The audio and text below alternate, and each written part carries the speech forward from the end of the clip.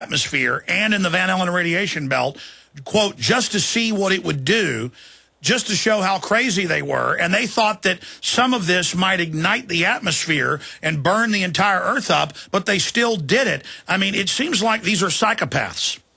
I agree with you, and in fact the science, for me, the science is not as interesting as asking the question, why do people believe what they believe, and why in particular do these people believe what they believe? That is a very interesting question, and I think it has to do with the filtration of particular types of personality into the realm of science and physics. I think a lot of these people who I've met they've become out of touch with reality. They kind of started as people who were shy, and so they wanted to try and control the world themselves and feel less fearful by dealing at home with mathematics, with things that they could understand, and trying to model the world in these curious mathematical, arcane, distracted ways. And they really are very out of touch with the reality. I mean, I saw one guy, for instance, a chap I know quite well, who used to be head of research for British nuclear fuels in Sellafield. He was trotted out on the BBC to talk about how safe it was if this material came over. And of course he did what he was supposed to do and said how safe it was. But this guy I got to know reasonably well because he was on this government committee where we were discussing the effects of internal radiation. And I have to say that I think the chap is quite mad. He is completely detached from reality. He was a particle physicist to begin with and has turned himself into some kind of nuclear expert, which of course the people who run the nuclear industry like, because they make money out of scientists like that. So there is a particular type of scientist who tells the government or the nuclear industry or whoever it is that wants to make money more or less what they want to hear. And so the people who are running the show tend to believe this lot, and I think that has to be how it works in some kind of personality filtration way. Sure, Doctor. They're all different kinds of people, different kinds of personalities, and they do get filtered into different jobs, don't they? Sure, that's the social engineer mastercraft, is picking different types that they study and track and then putting them into certain specific areas so they don't see the larger system. I think that's certainly true. It's what I've seen in my travels amongst the realms of the exalted. Yes, sir. Yeah. So you've seen. I mean, that is my message to the planet. Since this does go out into America, and the most important message that I have to give you all is that all of this is the same thing. The meltdown at Fukushima and the responses to it are the same as the meltdown, as the explosion in Chernobyl and the responses to that, and the various responses of the nuclear industry to the arguments based on science, on epidemiology, on many studies, that there have been huge increases in cancer and other ill health, in fact destruction of the human genome following exposure to radiation. And all of this stuff has become the greatest public health scandal of all time, and it has to do with the difference in the way in which radionuclides are modeled, the difference between external radiation from an X-ray machine or from natural background radiation and internal radiation from a whole new range of substances that never existed prior to 1945, entirely novel in terms of evolution. And these substances are slowly killing everybody. Yes, sir. Doctor, I want to shift gears into some other areas, but adding just a caveat to what you've said, I've interviewed countless medical doctors here, many of them who went through medical school in the 40s, 50s, and 60s. To find a child with cancer then was like finding a four-leaf clover. It was so rare that doctors would travel from thousands of miles to see them. Now there are children all over my neighborhood with cancer dying. They're all over the schools. You go out to the mall, you see them with their hair falling out from chemotherapy. You read them in the obituaries every day. We know cancers on average are up over 2,000%, even more statistically in children. And then you see the TSA with unmetered radiation systems. Scientists come out and say it's 20 to 50 times the radiation. They lie about it. Then we learn it's at least 10 times this week that they were covering it up, and that it's frying the TSA workers who are standing around all day, but they think they can wave a magic wand of false, irrational exuberance and say, we're fine, this is safe. And it just shows almost a mass false confidence. Yes, I agree with you. It's very hard to understand how it goes on. It really is.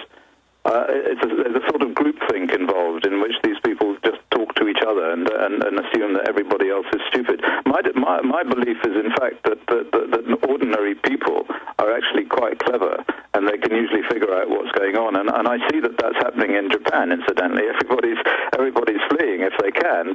Nobody's believing the government, and the credibility of the authorities has been decreasing consistently. Well, that was my next question, Doctor. That was my next question. Now we've got reports the Japanese are getting angry. We have no homes. The radiation is higher than what you said. How is, well, number one, we're now 6 days into this. The media is saying the point of no return may have been reached. They may fully melt down. A lot of experts believe that meltdowns have already occurred. They're covering up the real levels in those two states, in and around Fukushima, and the 6 stricken reactors, 4 that have blown up or are on fire.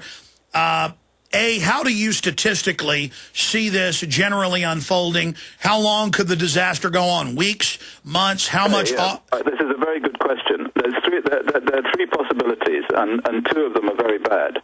And the one that I think is likely to happen is one of those.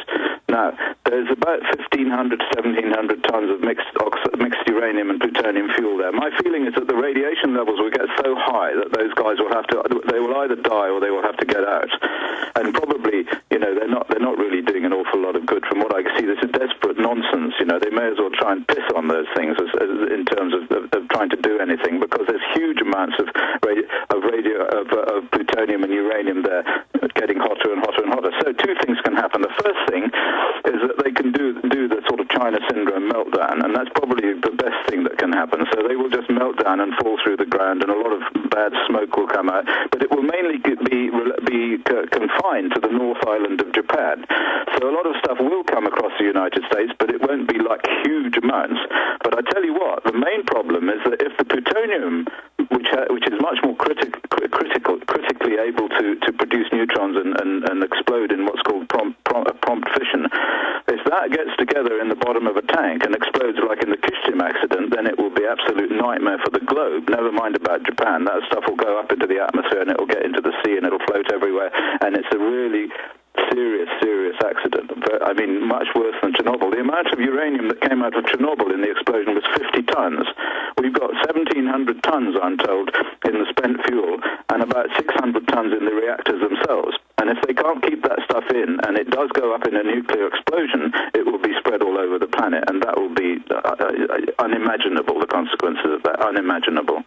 So those are the 2 things. First of all, let's hope that it melts through the bottom of everything and goes into the ground and disappears downwards. At least that will produce an area that they can contain, so they can throw a fence around it, and they can call the North Island of Japan mankind's folly. And the sea will become contaminated, and the fish will be contaminated, and people can't eat them, and all the rest of it.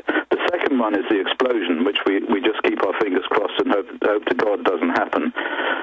And the third one is they could just keep pouring water on it forever, and radionuclides will slowly leak out all over the place. But I don't think that's going to be possible myself. But I mean, I may be wrong. The trouble is, we're in science fiction territory here. Nobody has ever actually been able to nobody's ever done this before. This hasn't happened before anywhere. So we don't know what's going to happen. The calculations say that there'll be a China syndrome, like that famous film, but we don't have any Hollywood actors to come and protect us as they did in the film. And in fact, the USS Ronald Reagan is, I think, steaming away as fast as it can go since it started to pick up radioactivity on it. Well, Doctor, continuing along this line, fully understanding where this is going, I don't think that this is something the nuclear industry is going to be able to spin. This is a bridge too far, and the fact that they've been trying to cover it up, I think, is going to be the death knell to their credibility, because we didn't have the internet during Chernobyl or during 3 Mile Island. A comment on that. Yeah, and we didn't have Geiger counters either. After Chernobyl, so many Geiger counters were being sold on eBay that an awful lot of them are out there now. I mean, when Chernobyl was happening, I was here in Wales, and we got the radiation from Chernobyl came here. I couldn't afford a Geiger counter, and nobody else had one. But now everybody's got one, and I've got a laboratory here with several, and the internet is there, and they're giving minute-by-minute readings from all sorts of sites all over the United States and Japan and everywhere else. So yeah, they can't spin it on that level. But I tell you how they will spin it. What they'll do is they'll say that the doses are very much too low, just like I said before. So the number of millisieverts involved when it gets to America will be very low. And then when you do get an increase in cancer, 5 years later there'll be a big increase in cancer, they'll say, oh, well, it's because of there's an aging population, or they'll find some reason to say that the cancer has nothing to do with the exposure, just like they did with Chernobyl, where they were saying that cancer was caused by radiophobia. I mean, I was at a conference in Kiev in 2000 where the International Atomic Energy Agency was saying that cancer was caused by drinking vodka. So they will certainly have a go at spinning it. You can be sure of that. They will certainly have a go at it. You can be assured of that. I mean, look, I have children, 3 of them, and I am in the realm of reality. That's why I told people Friday it was worse than they were saying. Saturday, Monday, the fuel rods hiding in plain view. It's in mainstream news that 600,000 fuel rods are there, that hundreds of thousands were stored on top of plants that blew sky high. And then they're not releasing the radiation information.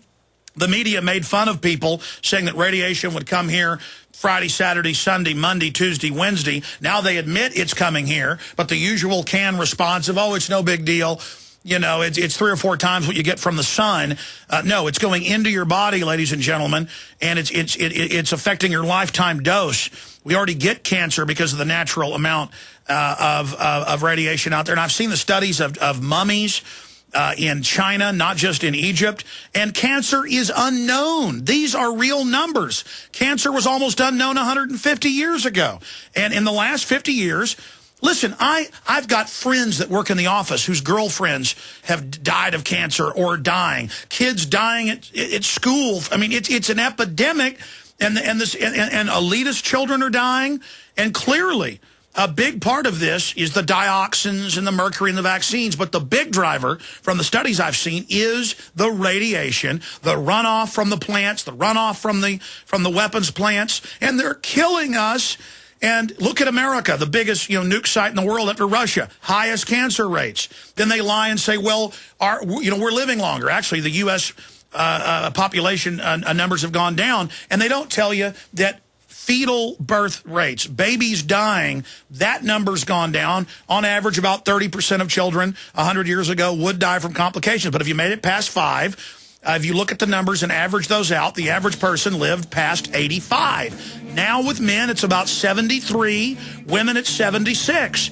And then they have all these advanced technologies to keep you alive for 20 years when you start getting sick at 55, but it's unnatural. We'll talk about that with Dr. Busby, website greenaudit.org, an amazing individual. All of his information integrates with my own research and the countless physicists, doctors we've interviewed. I believe, and I know this is a eugenics operation by design. We'll be right back. Hi, this is Alex Jones. Did you know that the global elite are now storing non-hybrid seeds in secret storage vaults near the Arctic Circle? Did you know that in a real meltdown, non-hybrid seeds can become more valuable than silver or gold? It's true, seeds have outperformed even gold and silver before in this country, and it's possible that could even happen again. So our friends at Solutions from Science have put together the perfect mix of non-hybrid seeds. They call it a survival seed bank. And it can produce an endless supply of nutrient-dense food for you and your family. And here's the best part. These seeds have not been genetically modified in any way, and you actually get enough seeds to plant a full-acre crisis garden. So visit them today at survivalseedbank.com. That's survivalseedbank.com. Or give them a call at 877-327-0365. That's 877-327-0365. Remember, in a real crisis, non-hybrid seeds are the ultimate barter item. This is Alex Jones for survivalseedbank.com. Dr. David Berry has provided excellent advice for all those interested in practical economics and sound money. It's certainly worth reading. That's